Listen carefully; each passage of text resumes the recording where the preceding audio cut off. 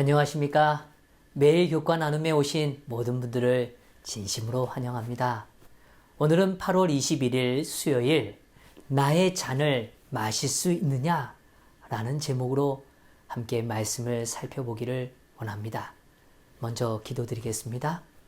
하나님, 오늘도 이 시간 주님 말씀 앞에 섭니다. 주님의 질문 앞에 우리가 답변하는 삶이 되기를 원합니다. 아버지여, 저희들의 우는함을 깨우쳐 주시고 다시 한번 말씀의 의미와 그 기쁨을 맛보는 귀한 시간이 되도록 축복하여 주시옵소서. 이 시간 주님께 온전히 맡기며 사랑 많으신 예수 그리스도의 이름으로 기도드리옵나이다. 아멘.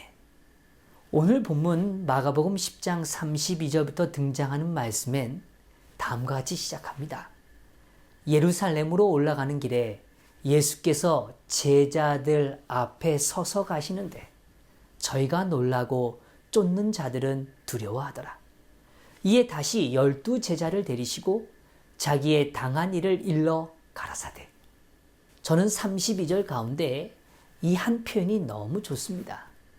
제자들 앞에 서서 가시는데 예수님께서는 제자들 앞에 서서 가고 계세요. 그것이 뭐 그리 대단한가요? 라고 이야기할지 모르겠어요. 근데 누가복음 9장 51절에서는 오늘 예수님께서 앞서 가시는 그것에 대한 그 본질적 예수님의 마음에 대하여 다음과 같이 표현해줘요.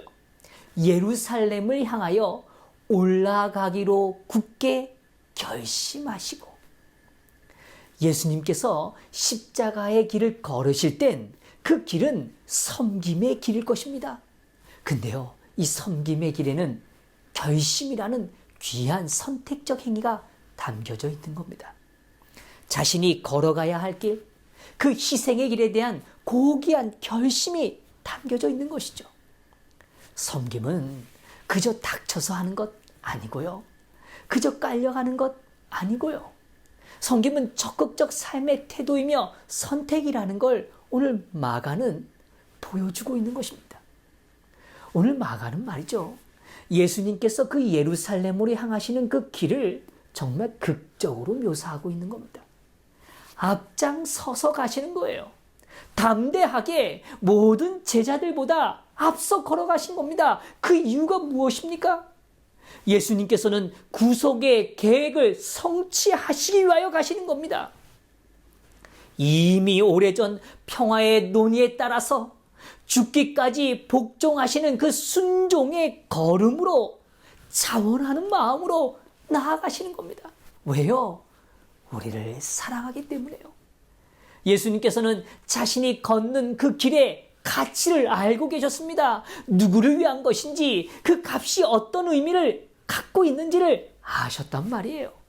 그렇기 때문에 앞에 있는 즐거움을 위해서 말이죠. 그분이 겪으시는 그 수치는 아무렇지도 않았다고 오늘 그렇게 성경은 말해주고 있는 겁니다. 여기 또 시대의 소망에서 이렇게 말해줍니다. 유월절이 가까웠을 때 예수께서는 다시 예루살렘으로 향하여 가셨다. 그분의 마음속에는 아버지의 뜻과 완전히 하나가 되는 데서 오는 평화가 있었다. 그분은 발걸음을 재촉하여 희생당하실 장소를 향해 나아가셨다. 아니요, 그 어렵고 고난의 길을 말이죠, 재촉해서 가셨다고요. 왜 그랬을까요? 오늘 그분은 그 재촉하는 발걸음 속에 평화가 공존하고 있음을 보여주고 있습니다. 성도 여러분, 정말 참된 섬김의 길에는요, 하나님의 뜻과 일치됨으로 오는 평안이 있어요. 그 평화가 우리의 삶을 채운단 말이에요.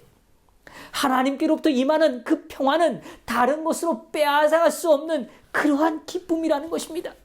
하나님의 뜻과 일치되는 기쁨 말이에요. 성도 여러분, 우리의 일상에서 그 평화와 기쁨을 좀 누려보아야 되지 않겠습니까? 오늘 본문에는 두 명의 제자가 나타나고 있어요. 요한과 야고보입니다. 이들은 세베대의 아들들이었고 형제들이었습니다. 이들은 예수님께서 자신의 죽음에 대한 이야기를 세 번째로 알려주셨을 때 그들의 마음엔요, 이제는 더 이상 그냥 지나가는 이야기처럼 느껴지지 않고 무엇인가 뜨거움을 느끼기 시작했다는 것입니다. 사실 그들은 예수님을 따르기 위해서 그들이 가졌던 걸 버리고 온 자들이었어요. 그들의 직업도, 소유도, 친구도 모두 버리고 말이죠. 예수님을 쫓은 자들이었습니다. 이 두 사람은 특별히 예수님의 초기 사역이 시작될 때 가장 먼저 따른 5명의 제자 중에 두 사람이었습니다. 그들은 예수님과 지속적으로 동행했어요. 예수님은 위험 중에도 구원의 역사를 늘 펼쳐 보여주셨죠. 풍랑이는 바다 한가운데서도 그를 찾아오셨고 그 바다를 잠잠케 하셨습니다. 예수님은 그들이 직면하고 있는 슬픔에 늘 동참해 주셨어요. 잠든 나사로의 죽음 앞에 슬퍼하는 이들의 그 슬픔 가운데 동참하시는 예수님을 보았습니다. 과부의 한 아들의 죽음으로 그렇게 성 밖으로 나가는 그 행렬 가운데 오늘 예수님은 그냥 지나치지 않으시고 그 행렬을 멈춰 세우시고 아픔 가운데 슬픔 가운데 있는 그 여인의 삶 한가운데로 다가가셨던 것입니다.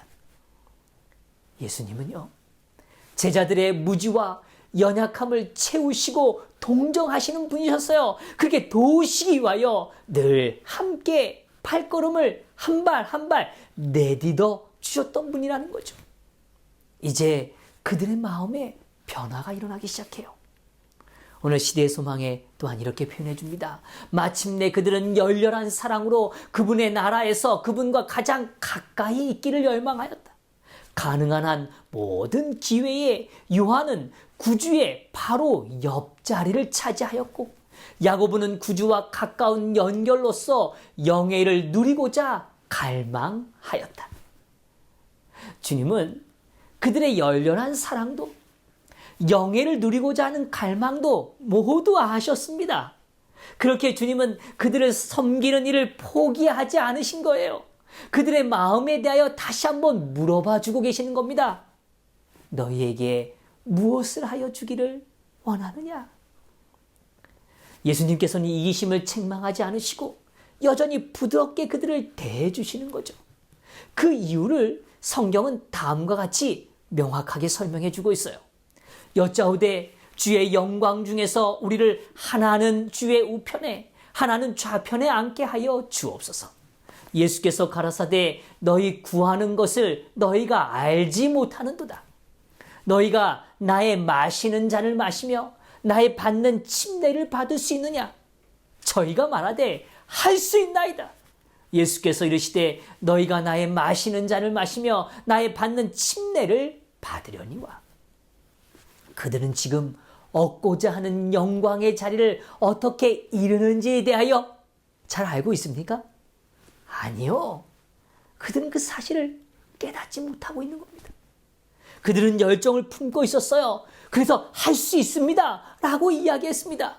그때 주님께서는 친절하게 다시 한번 그들이 걸어가야 할 길에 대하여 설명해 주시는 겁니다. 그분은 그들의 마음을 읽으시고 당신께 대한 그들의 애정의 깊이를 아신다. 그들의 사랑은 단순한 인간의 애정만이 아니다. 비록 이 사랑이 인간이란 통로를 통하여 세속적인 요소로 더러워졌지만 그것은 그분의 구속하시는 사랑의 샘에서 넘쳐 나오는 것이다. 그분께서는 책망하지 않고 심화시키고 정결케 하실 것이다. 그 근원이 말이죠. 깨끗하기 때문에 더러워져 있는 존재를 통해 흐를 수 있지만 지속적으로 멈추지 않고 흘러감을 통해서 그 통로 자체를 더 깨끗하게 하고 계시는 오늘 사랑의 예수님을 보고 있는 것입니다. 성도 여러분, 우리의 기도와 간구가 얼마나 순결할 수 있을까요? 우리는 우리 자신을 돌아보면 여전히 깨끗하지 않는 그렇게 때 묻은 기도를 드리고 있다는 걸 종종 볼 수 있지 않습니까? 그들은 보좌의 옆자리를 구하였습니다. 그것은 곧 보좌로 인도하는 길을 알아야 한다는 의미 아니겠습니까? 보좌에 합당한 훈련, 그것은 바로 섬김이라는 것을 주님은 이제 알려주고 싶으신 겁니다. 오늘 요한과 야고보 이 두 사람은 예수님을 따르는 그 시간과 헌신도를 따진다면 누구에게도 밀리지 않는 사람들이었어요. 교과에서도 밝혀두듯이 그들이 주님의 좌우편에 앉는 일은 단순히 이기적 욕망이라고만 말하기에는 무리가 있다는 걸 우리는 좀 생각해 보게 됩니다. 그들은 충분히 그럴만하고 그럴듯한 사명감이 동반되었을 거라는 거죠. 그러나 말이죠. 그들이 가야 할 길, 걸어야 할 제자도의 길은 그 길이 아니었다는 사실입니다. 우리는 때때로 사역을 할 때 스스로 정당화할 때가 있어요. 내가 이렇게 준비되었는데, 내가 이 일에 가장 적합한데, 내가 지금까지 이 일에 얼마나 많은 시간을 들였는데, 내가 가진 경력이 어떤데? 라는 생각들입니다. 아니요. 하나님과 동행하는 발걸음엔 어울리지 않는 표현들인 것이죠. 하늘 성소에서 우리의 중보자로서 우리를 섬기고 계신 예수님을 바라보십시다. 그분께서는 우리의 연약함을 잘 아세요. 그래서 우리의 갇혔던 생각들을 전환시켜 주시는 겁니다. 거룩한 열망의 의지를 더 강화시켜 주시는 거예요. 그리고 예수님께서는 우리가 바라봐야 하는 그 섬김의 자리가 무엇인지를 다시 한번 깨닫게 해 주시는 것입니다. 잔과 침례는 고통과 죽음을 의미합니다. 그러나 이것은 영광에 이르는 길이라고 말해줘요. 그분의 영광 중에서 주님의 좌우편에 앉으려는 자들은 고난의 잔을 마실 준비를 해야 한다는 것입니다. 십자가의 고난을 받는 그것은 하늘 영광의 왕국으로 들어가는 유일한 길이라는 거예요. 오늘 이기적인 요한과 야고보의 간청이었지만 이 간구를 통해서 예수님께서는 영광의 왕국으로 들어갈 길을 제시하여 주고 계시는 겁니다. 우리가 잘 아는 바와 같이 야고보는 형제들 중에서 첫째로 칼에 의하여 죽임을 당했습니다. 요한은 고통과 비난과 핍박을 형제들 중에 가장 오랫동안 받았던 사람 중에 한 사람입니다. 그러나 그들은 순종과 섬김으로 주님의 잔을 마시는 일에 동참함으로 영광의 왕국을 향했던 것입니다. 우리 성도님들이 잘 아시는 테레사 수녀를 기억하시죠? 특별히 그녀의 삶은 질투 없이 살아가는 그런 아름다운 삶의 모습이었어요.